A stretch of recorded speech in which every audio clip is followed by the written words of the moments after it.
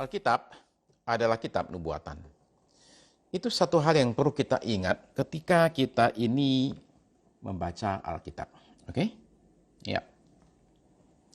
27% kira-kira ya.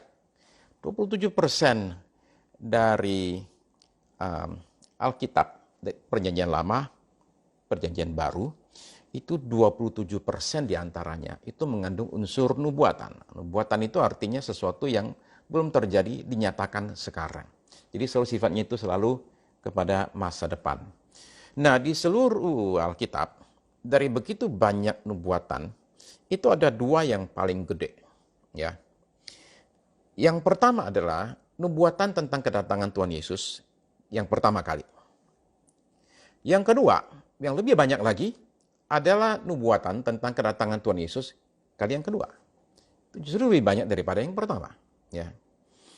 Nah, jumlah nubuatannya itu menurut perhitungan seorang ahli teologi adalah sekitar 319 nubuatan tentang kedatangan Tuhan Yesus kali yang kedua. Nah, itu tersebar di berbagai kitab. Tapi yang paling utama kita bisa lihat itu contoh umpama di Daniel pasal yang ke-7, pasal 11, itu ada di situ. Ya. Lalu kemudian di sebagian Yesaya, itu ada dinyatakan. Di sebagian Yehezkiel ada dinyatakan. Di sebagian Zakaria ada dinyatakan. Kemudian di sebagian Yoel juga dinyatakan. Kemudian kalau di Perjanjian Baru kita menemukan itu tersebar di Matius 24, Markus 13, Lukas 21, dan kemudian kita temukan itu juga di dalam kitab 1 Petrus, 2 Petrus pasal 3 terutama, kemudian 1 Tesalonika, kemudian di 2 Tesalonika, ya, kalau di 1 Tesalonika pasal 5, di 2 Tesalonika terutama itu pada pasal 2, sekalipun pasal 1 juga ada mengutip yang demikian. Ya. Kemudian tentu yang paling utama ada di satu kitab namanya kitab Wahyu. Nah, Billy Graham itu dalam satu interview ketika beliau itu masih ada di muka bumi ini, itu berkata demikian. Tanda-tanda kembalinya Tuhan seperti yang ditunjukkan oleh Alkitab sangat jelas terlihat saat ini. Ya. Tanda-tanda kembalinya Tuhan seperti yang ditunjukkan oleh Alkitab sangat jelas terjadi saat ini. Itu menurut Billy Graham. Tapi ada satu sumber yang saya mau kutip yang agak unik. Benjamin Netanyahu. Benjamin Netanyahu dalam sidang umum PBB, luar biasa, sidang umum PBB.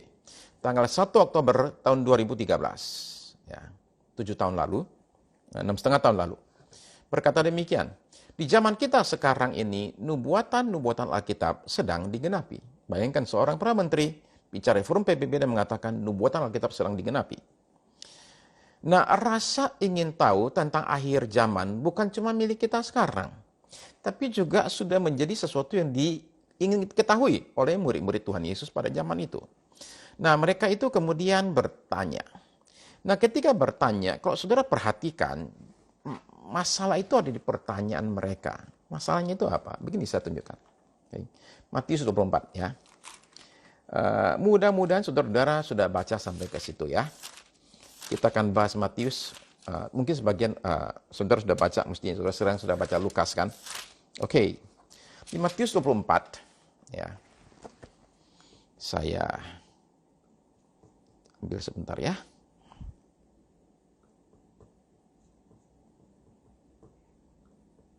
Matius 24. Begini konteksnya. Ayat 1. Sudah itu Yesus keluar dari bait Allah lalu pergi. Maka datanglah murid-muridnya dan menunjuk kepada bangunan-bangunan bait Allah. Ia berkata kepada mereka, kamu melihat semuanya itu. Aku berkata kepadamu, sungguhnya tidak satu batu pun di sini akan dibiarkan terletak di atas batu yang lain, semuanya akan diruntuhkan. Ya. Nah, nubuatan ini itu digenapi pada tahun 70 sesudah Masehi, kira-kira 40 tahun setelah Tuhan Yesus ngomong hal ini. Ketika Jenderal Titus itu mengepung Yerusalem, bersama dengan bapaknya Vespasianus. Di tengah-tengah pengepungan, Vespasianus tinggalkan itu pengepungan, dia kembali ke Roma dan menjadi kaisar. Nah, Titus lanjutkan pengepungan. Tapi rupanya orang Yerusalem itu bandel-bandel. Jadi ketika pengepungan lama-lama kan ngepung kan jadi jengkel kan. Maksudnya disuruh udahlah keluarlah, nyerah lah ya, biar kita nggak usah bunuh-bunuhan gitu loh. Tapi Yahudi, ya keras kepala. Jadi demikianlah akhirnya dikepung lama-lama 3,5 tahun kemudian, ketika makanan udah mau habis, ya orang dalam keadaan lemah, Titus itu masuk. Nah ketika dia masuk, tentaranya itu sudah ganas sekali. Karena udah ngepung 3,5 tahun. Jadi ketika mereka masuk, mereka main bunuh, banyak sekali yang mati. Kemudian mereka itu membakar bait suci. Ketika dibakar, sebagian tembok bait suci itu ada emasnya. Jadi kena panas, emas itu meleleh. Dan lelehan itu masuk ke sela-sela batu. Nah, para tentaranya Romawi ini ingin ambil emas tersebut. Jadi mereka dongkel itu batu, bangunan bait suci itu kan batu ditumpuk saja itu. Itu tidak pakai ikatan apa-apa, cuma ditumpuk. Jadi mereka dorong itu batu terguling, kemudian ambil emas di sela-selanya sehingga digenapilah nubuatan ini. Oke? Nah, tetapi saudara perhatikan sekarang ayat 3. Ketika Yesus duduk di atas Bukit Zaitun, jadi menghadap ke bait suci, Bukit Zaitun, dipisahkan oleh satu lembah ya, lembah Kidron. Datanglah murid-muridnya kepadanya untuk bercakap-cakap sendirian dengan dia. Kata mereka, katakanlah kepada kami, bila manakah itu akan terjadi, dan apakah tanda kedatanganmu dan tanda kesudahan dunia. Nah, saudara perhatikan pertanyaannya. Tadi saya bilang ada sedikit problem di situ. Apa problemnya? Problemnya adalah mereka menanyakan dua pertanyaan yang berbeda sekali. Pertanyaan pertama, katakanlah kepada kami, bila manakah itu akan terjadi. Yang ditanya itu apa? Yang dibilang, bila manakah itu? Itu apa? Itu kan mengacu ke ayat yang kedua, di mana Tuhan Yesus mengatakan sesungguhnya tidak ada satu batu pun di sini akan dibiarkan terletak di atas batu yang lain. Semuanya akan diruntuhkan. Itu kan satu peristiwa. Yerusalem tahun 70. Mereka tanya itu, ini kapan terjadinya? Tapi kemudian mereka nambah lagi, dan apakah tanda kedatanganmu dan tanda kesudahan dunia? Jadi menanyakan dua pertanyaan sekaligus karena mereka pikir ini satu. Padahal enggak, itu dua peristiwa yang terpisah 2000 tahun. Ya. Nah kemudian Tuhan itu memberikan jawabannya. Ya. Nah ketika Tuhan berikan jawabannya, dia bicara tanda-tanda. Nah saudara-saudara, tanda ini ada di Matius 24, Markus 13, Lukas 21. Masing-masing punya nuansa yang berbeda. Umpama menurut saya, Lukas 21 itu menekankan kepada Yerusalem. Ayat 21 sampai 24. Penekanannya pada Yerusalem, penghancuran Yerusalem. Ya, 25 ke atas sampai 28 kalau saya nggak salah ingat, baru dia bicara tentang akhir zaman. Tapi kalau Matius, bedanya dia lebih banyak bicara tentang akhir zamannya daripada kejadian di tahun 70. Yerusalem dihancurkan oleh Titus. Nah, jadi Tuhan itu kasihkan tanda dari ayat 4 sampai ayat 29. Nah, saudara akan menemukan bahwa itu dibagi bisa menjadi 4. Satu, akan terjadi bencana di bumi. Ya, itu dari ayat 4 sampai ayat yang ke-8. 4 sampai 8, bencana di bumi. Saya baca ya. Jawab Yesus kepada mereka, waspadalah supaya jangan ada orang yang menyesatkan kamu, sebab banyak orang akan datang dengan memakai namaku dan berkata, akulah Mesias, dan mereka akan menyesatkan banyak orang. Saudara sekalian, begini, karena masalah waktu, karena saya nggak mungkin baca satu pasal ini. Jadi tolong kalau saudara di rumah ya, tolong buka Alkitab ya, supaya kita cepat, oke? Karena penekanan saya bukan pada sekedar tanda, tapi kita mesti ngapain nih, ya? Itu yang penting, kita mesti ngapain, oke? Jadi bencana di bumi itu ya, oke. Nah saya akan lompat saja. Intinya begini, di section ini 4-8 itu 3 hal, ya. Jadi bencana di bumi muncul dalam bentuk 3 hal. 1 perang, 2 kelaparan, 3 gempa bumi, oke? Ya. 1 perang, 2 kelaparan, 3 gempa bumi. Nah, dalam keadaan kacau begini, biasanya tuh suka muncul Mesias palsu. Orang-orang yang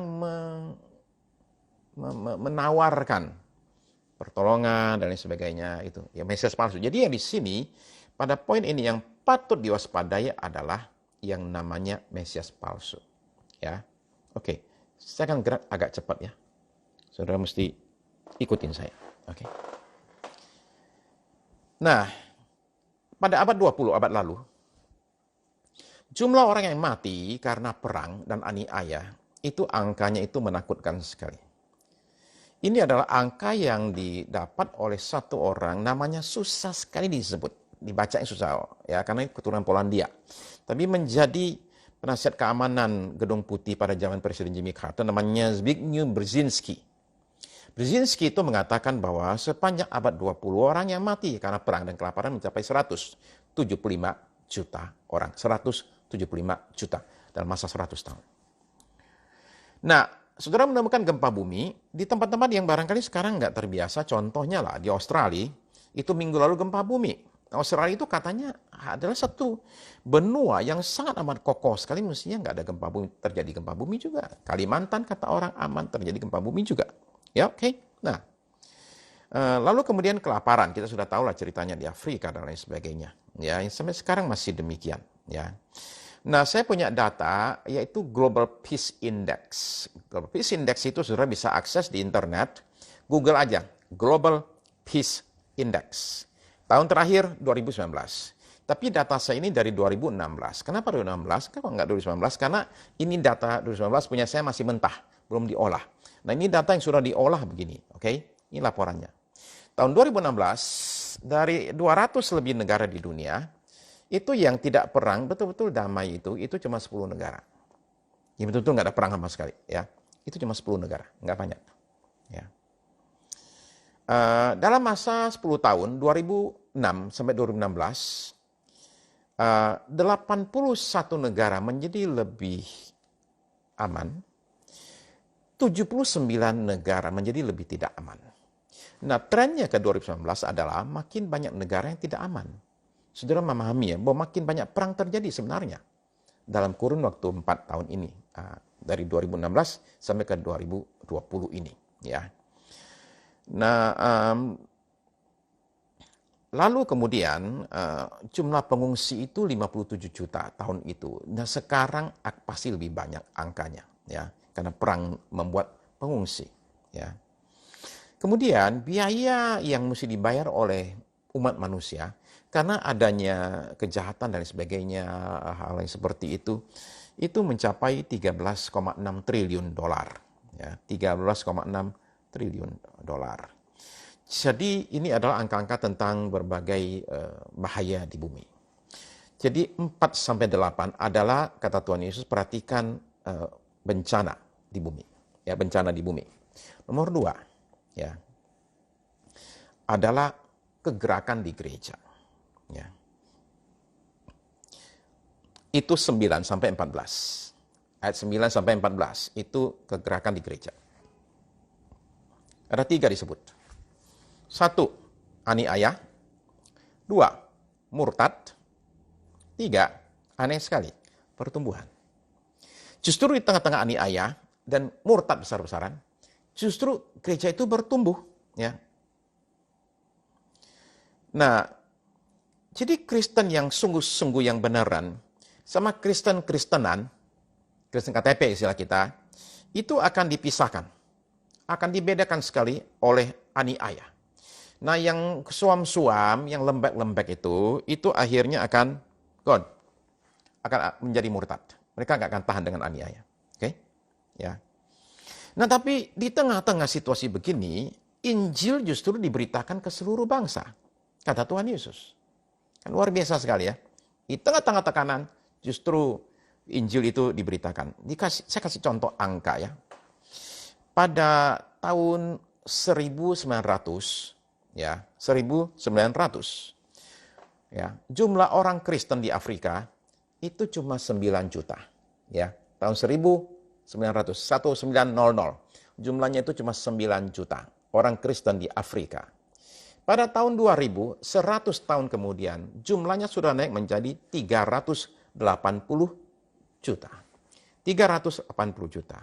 Tahun 2025, 5 tahun lagi, prediksinya adalah jumlah orang Kristen di Afrika akan mencapai 633 juta. Jadi dari 9, lompat ke 380, lalu dalam waktu 25 tahun berikut, jumlahnya itu menjadi hampir double. Nah, ini data dari seorang peneliti bernama David Barrett. Ya. Tapi David Barrett juga menunjukkan jumlah orang Kristen yang menjadi martir di abad 20 itu mencapai 45,5 juta. 45,5 juta. Ya. Nah, jadi tiga hal ini, aniaya, kemurtatan, dan pertumbuhan. Nah, bahaya di sini adalah nabi palsu dan ajaran palsu. Ya. Nah, di sini kita perlu waspada, hati-hati akhir zaman ini. Ya, akan ada muncul nabi palsu dan ajaran palsu. Nah, saudara, saya itu perlu waspada. Itu sebabnya kenapa saya mengatakan saudara perlu belajar Alkitab. Dan perlu baca Alkitab, biar nggak gampang dibohongin orang dan disesatkan oleh orang ya. Kita jadi tahu apa yang harus kita perbuat. Ketika orang datang dan mencoba bohongin kita punya pegangan di sini, kebenaran dari sini. Ya, jadi saudara tidak akan disesatkan orang kalau kita tahu firman, saudara sekalian. Ya, nggak gampang dibohongin orang dengan rupa-rupa angin pengajaran. Ya. Nah, lalu yang ketiga, ya, saya ulang ya. Yang pertama adalah bencana di bumi, itu Matius 24 ayat 4 sampai 8. Kemudian kegerakan ya di gereja, Matius 24, 9 sampai 14. Kemudian yang ketiga adalah bahaya di Timur Tengah, yaitu dari pasal 24 ayat 15 sampai 28. Ya. Nah, di sini Tuhan Yesus bicara tentang munculnya satu sosok bernama pembinasa keji, berdiri di tempat kudus. Ya. Dan menurut firman disampaikan kepada Nabi Daniel. Ya. Jadi ini dia Tuhan Yesus kaitkan ke Nabi Daniel. Kalau saudara baca di Daniel, ya, saudara bisa baca di Daniel 9 ayat 27. Tuhan Yesus bicara tentang pembinasa keji. Daniel 9 ayat 27. Di sana dikatakan, raja itu akan membuat perjanjian itu menjadi berat bagi banyak orang selama 1 kali 7 masa. 1 kali 7 masa artinya 7 tahun. Pada pertengahan 7 masa itu, masa 3,5 tahun itu, ia akan menghentikan korban sembelihan dan korban santapan. Dan di atas sayap kekejian, ya, akan datang yang membinasakan. Ya, itu ini disebut dengan pembinasa keji itu. Sampai pemusnahan yang telah ditetapkan menimpa yang membinasakan itu. Nah, sebagian daripada nubuatan ini itu digenapi oleh satu orang raja dari kerajaan Selesid, yaitu Antiochus Epiphanes. Antiochus Epiphanes, Epiphanes artinya penuh kemuliaan, karena dia orangnya gila. Di belakang mereka sebut namanya Antonius Epimanes, Antiochus Epimanes, Antiochus gila. Nah, orang ini membuat menjadi contoh apa yang kira-kira antikris akan lakukan. Karena dia masuk ke bait suci, dan kemudian dia di situ pasang patung Zeus, karena raja ini orang Yunani. Dia pasang patung Zeus dewanya, dan dia persembahkan babi, binatang haram untuk orang Yahudi di bait suci. Ya. Nah, jadi demikianlah akan terjadi muncul satu orang diktator. Ya. Dan dia itu akan muncul, akan bergerak di Timur Tengah. Karena ada masalah di sini disebut dia akan ada di bait suci. Ya. Nah, tentu ada orang berkatakan bahwa ada penafsiran tertentu bahwa bait suci itu artinya adalah bukan fisik bangunan, tapi itu adalah bicara tentang gereja.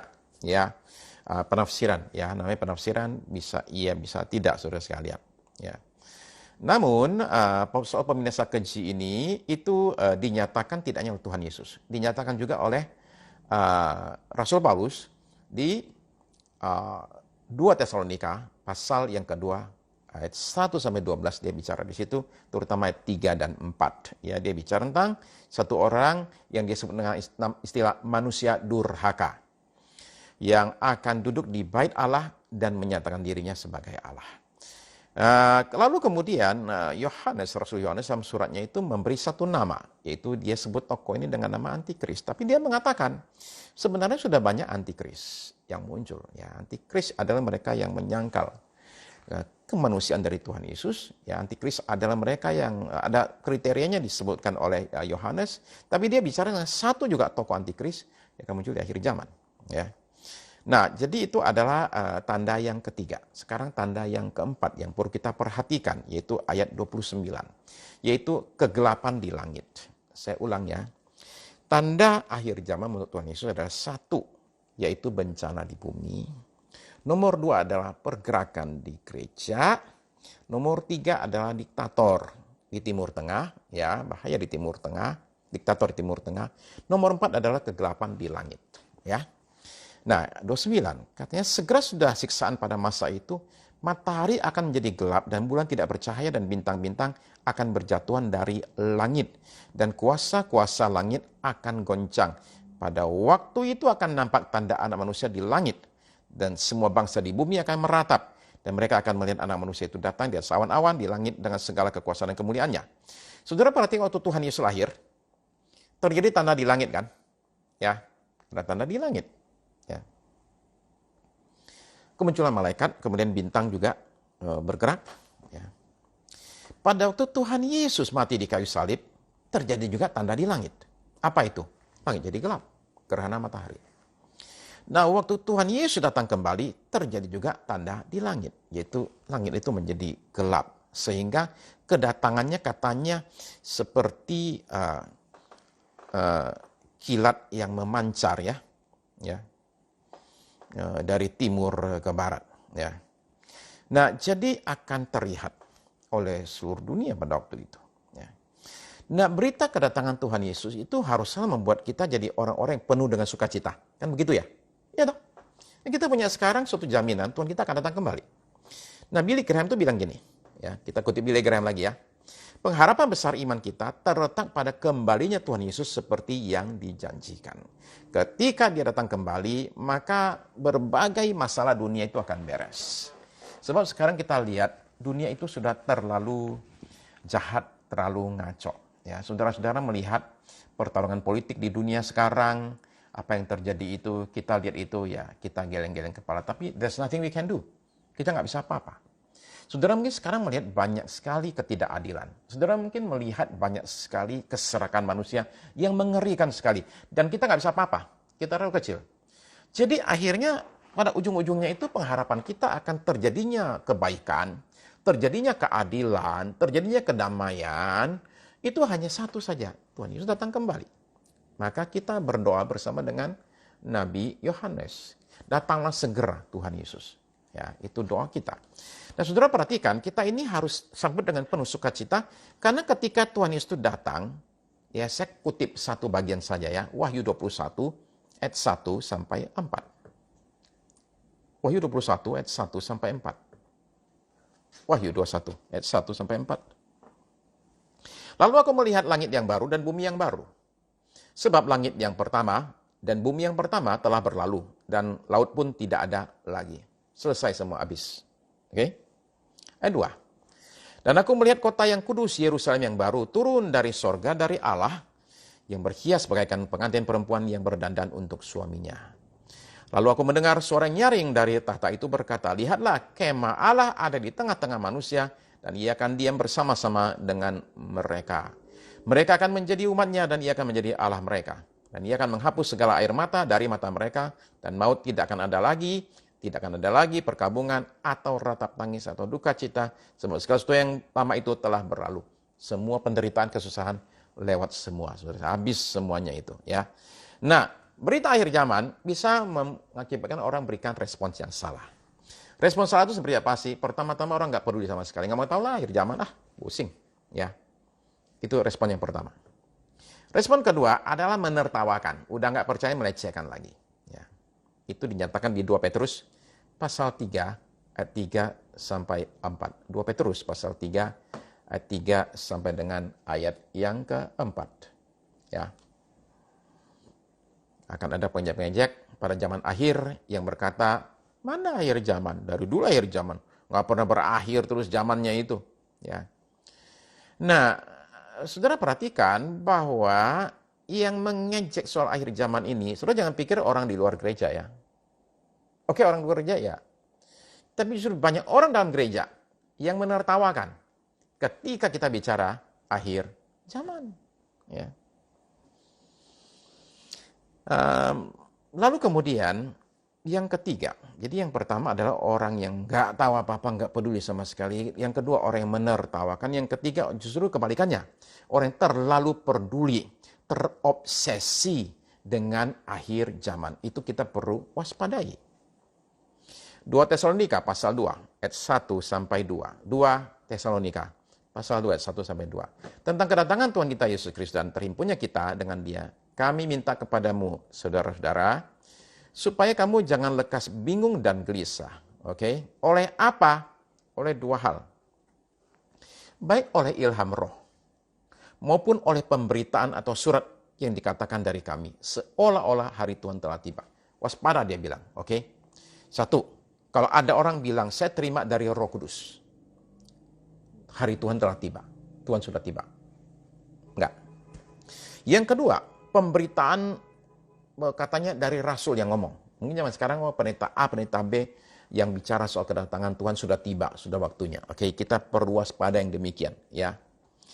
Nah, jadi orang kalau terlalu terobsesi, ya, terlalu peduli itu bisa muncul kecenderungan yang pertama untuk kasih tanggal, meramalkan Tuhan kapan datang. Dan ini nggak ada habis-habisnya loh ya, selalu ada. Saudara tahu tidak? Tokoh-tokoh gereja aja tergoda untuk bicara hal demikian.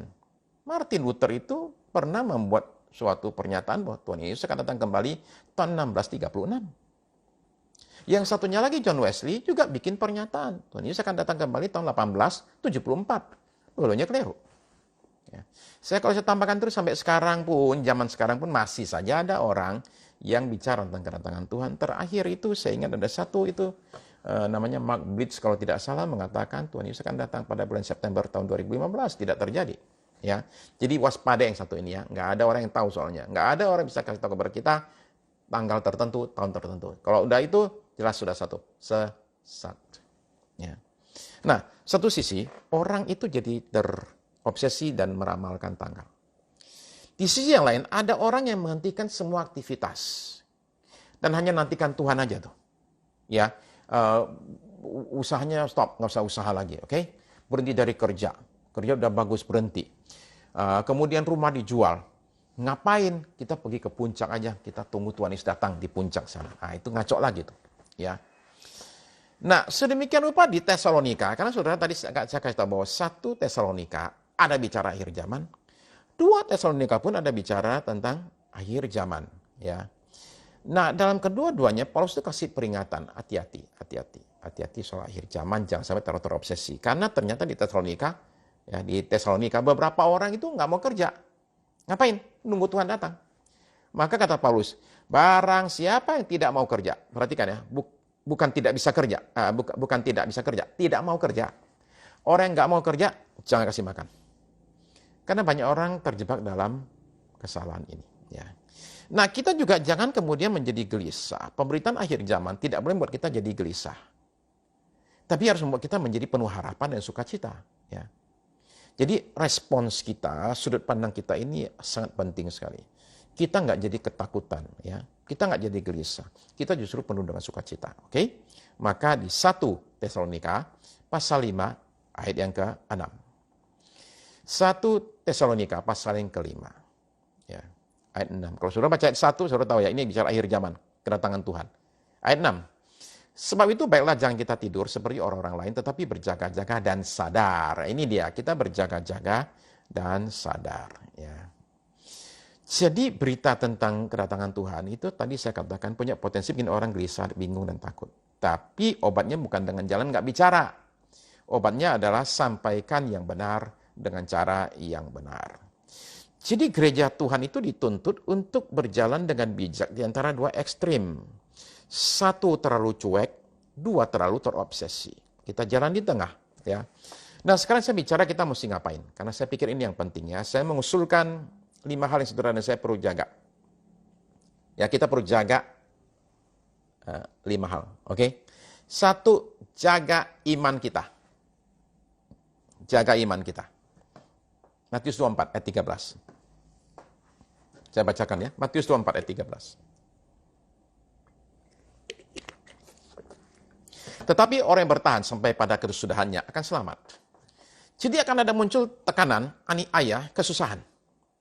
Pada waktu itu, maka di situ diperlukan ketahanan kita, keteguhan kita, ketekunan kita. Jadi kita nggak boleh hilang iman kita. Kita nggak boleh jadi lemah dan memutuskan, udah nggak usah. saya nyerah deh. Nah, jaga iman ini juga dalam konteks ketika harta kita hilang. Jangan sampai kita demi pertahankan harta kita sampai bersedia tinggalkan iman kita.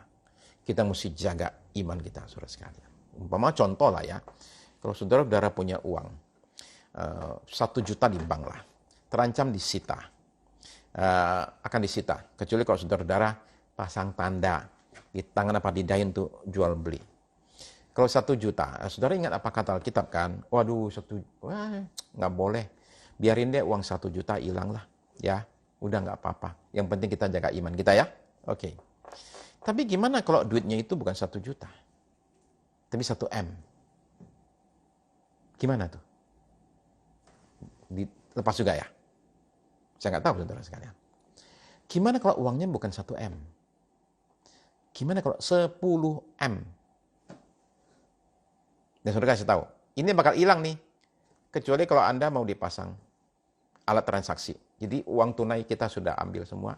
Sekarang hanya bisa dengan lewat transaksi saja e-money. Ya, jadi uang tunai nggak berlaku. Ya, kalau Anda tidak mau dipasang, uangmu hilang. 10 M hilang. Saya mau tanya saudara-saudara. Saudara kita pasang apa enggak tuh? Ya, saya nggak bicara 100 M lagi ya, atau 1 T ya. Oke. Jaga iman. 2. Jaga pelayanan. Matius 25 itu ada perumpamaan tentang talenta. Talenta itu nggak boleh disimpan di kubur. Talenta itu mesti dikembangkan. Ya, jadi jagalah pelayananmu. Ya, saudara dikasih Tuhan talenta, kembangkan talentamu. Ya, lakukan pelayanan, ya, pekerjaan Tuhan dengan cara saudara masing-masing. Jadilah berkat bagi sesama. Ya, hidup tidak hanya buat diri kita sendiri. Saya anggap termasuk di sini adalah pelayanan adalah juga kita jadi berkat bagi saudara-saudara kita masing-masing. Jadilah orang yang murah hati dalam memberi, saudara sekalian. Ya, itu jaga pelayanan. Jadi nomor 1 jaga iman, nomor 2 adalah jaga pelayanan, nomor 3 jaga kekudusan. Jaga iman, jaga pelayanan, jaga kekudusan. 1 Yohanes 3 ayat yang ke-3. 1 Yohanes 3 ayat yang ke-3. Ayat 2 dulu ya, ayat 2 dulu. Oke. Ayat 2 dulu ya, 2 dan 3. 1 Yohanes pasal yang ketiga, ayat 2. Saudara-saudaraku yang kekasih, sekarang kita adalah anak-anak Allah, tetapi belum nyata apa keadaan kita kelak. Akan tetapi kita tahu bahwa apabila Kristus menyatakan dirinya. Kapan ini? Kedatangan Tuhan kali yang kedua. Apabila Kristus menyatakan dirinya, kita akan menjadi sama seperti Dia. Sebab kita akan melihat Dia dalam keadaannya yang sebenarnya. Ya. Setiap orang yang menaruh pengharapan itu kepadanya, pengharapan apa? Pengharapan Kristus menyatakan dirinya. Pengharapan kita jadi sama dengan Dia pada waktu Dia menyatakan dirinya. Setiap orang yang menaruh pengharapan itu kepadanya, kepada Tuhan, menyucikan diri. Sama seperti Dia yang adalah suci. Jadi makin hari hidup kita harus makin suci dan makin kudus. Ya. Kita tidak lagi terbawa kepada keinginan daging kita. Ibrani 11 ayat 24 itu bicara tentang Musa. Ayat 24 sampai 26. Perhatikan ya. Ibrani 11 ayat 24. Karena iman, maka Musa setelah dewasa menolak disebut anak putri Fir'aun. Ayat 25. Karena ia lebih suka menderita sengsara dengan umat Allah daripada untuk sementara menikmati kesenangan dari dosa. Jadi Musa itu lebih suka saya susah menderita tapi ada di pihak Tuhan. Daripada saya senang-senang dalam dosa. Dan dosa itu kesenangan saya itu hanya buat sementara. Enggak akan seterusnya. Ya. Karena saya kemudian akan menghadapi penghakiman. Nah orang jangan bilang gini, jangan dibalik-balik ya. Kadang-kadang otak manusia itu dibalik gitu loh. Pak justru karena buat sementara itu kan Pak nggak apa-apa. Kan sementara, nggak seterusnya. Saudara-saudara sekalian, bahas sementara aja nggak boleh apalagi seterusnya. Ya.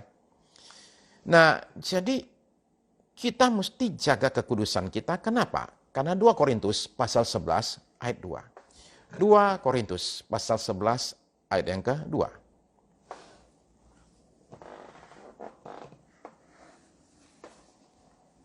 2 Korintus 11 ayat yang ke-2. Sebab aku cemburu kepada kamu dengan cemburu ilahi karena aku telah mempertunangkan kamu kepada satu laki-laki untuk membawa kamu sebagai perawan suci kepada Kristus.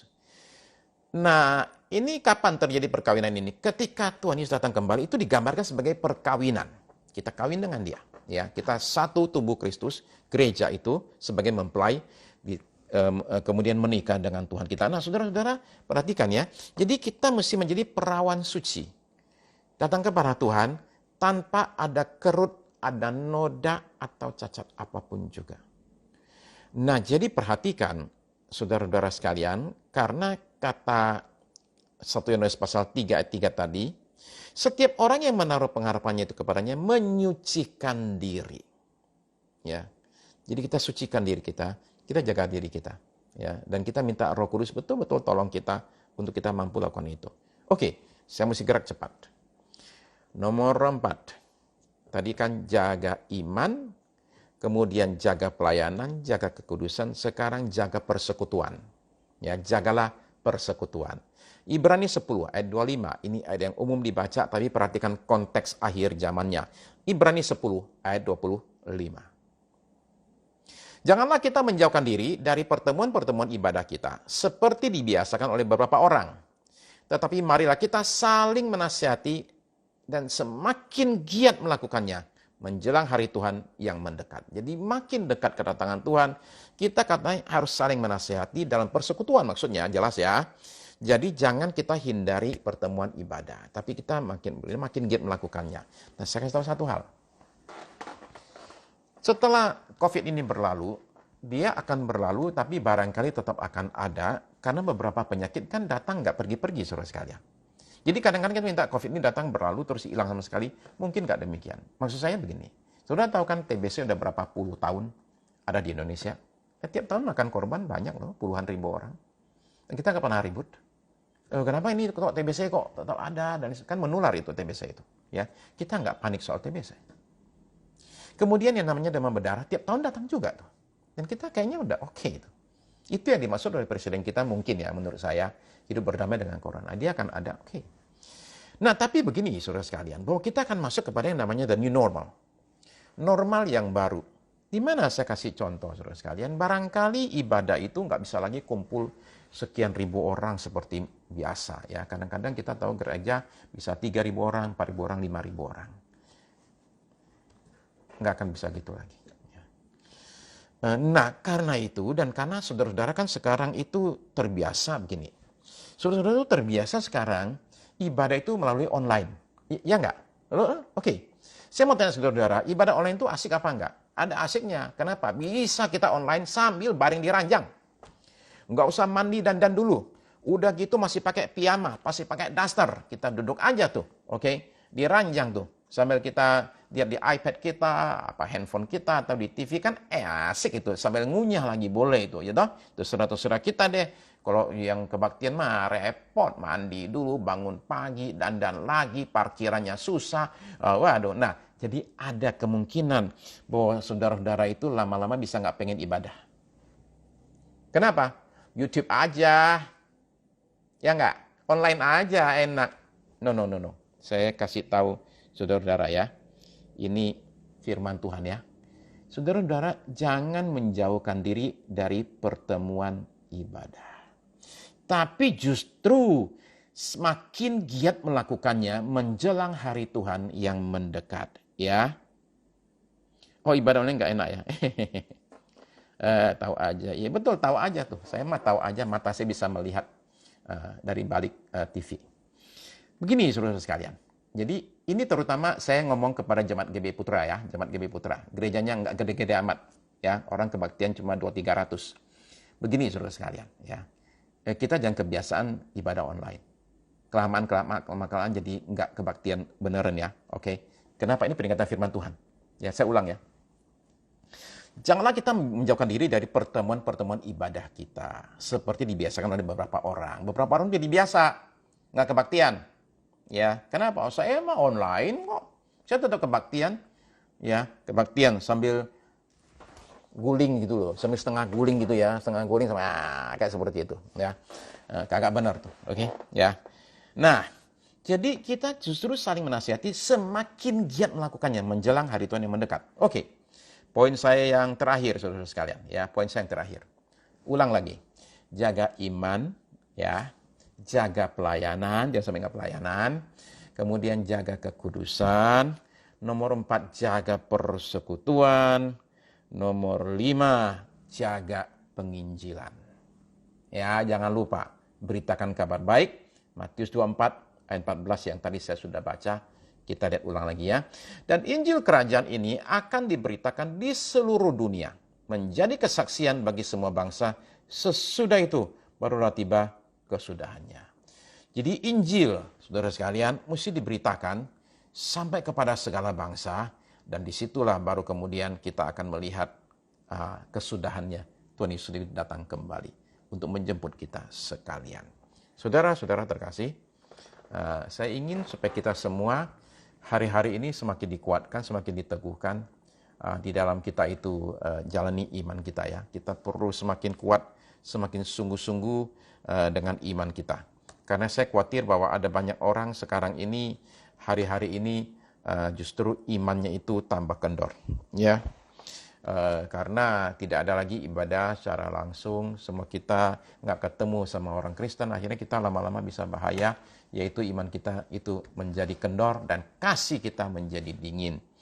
Karena itu mari kita semua datang ke hadapan Tuhan, malah kita berdoa. Kita ada waktu sekitar 15 menit, saudara sekalian. Saya mau supaya kita ini hari ini berdoa untuk banyak hal, saudara-saudara sekalian ya. Kita tahu bahwa sebentar lagi lockdown akan dibuka ya, dan bisnis akan jalan kembali. Saudara-saudara sekalian, saudara, saya itu akan alami berkat Tuhan. Ketika alami berkat Tuhan, tolong diingat, itu jangan dihabisin ya. Itu saudara mesti belajar untuk nyimpan ya. Karena setelah COVID ini berlalu akan ada lagi yang lain ya. Pada waktu itu kita harus siap hadapi semua itu ya. Saja kita sama-sama berdoa ya. Saya mau berdoa supaya saudara dapat kekuatan dari Tuhan menghadapi hari-hari ini, menghadapi lockdown ini. Kemudian kita akan melihat pertolongan ternyata buat kita semua. Mari kita sama-sama berdoa ya.